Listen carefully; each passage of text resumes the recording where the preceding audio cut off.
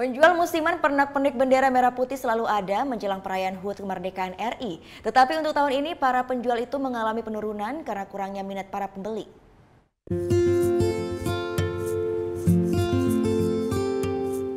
Jelang perayaan HUT kemerdekaan RI, penjual musiman pernak-pernik bendera merah putih mulai menjamur. Salah satunya terlihat di kota Semarapura, Kelungkung.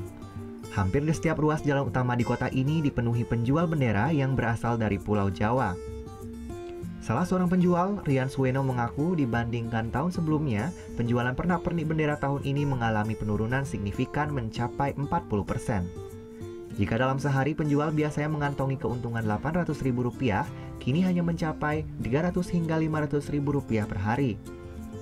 Selain persaingan, penurunan penjualan ini salah satunya disebabkan lantaran pelanggan enggan melakukan pembaharuan bendera baru dan masih menggunakan stok lama. 200 gitu. Beda sama tahun-tahun kemarin. Pas lagi belum ada yang jualan di sini. Rame. Kalau sekarang kan udah pada punya. Udah punya ya udah diperbarui.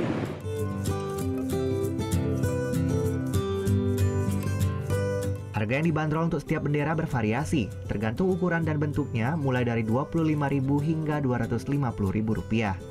Kadek Martana melaporkan untuk NET.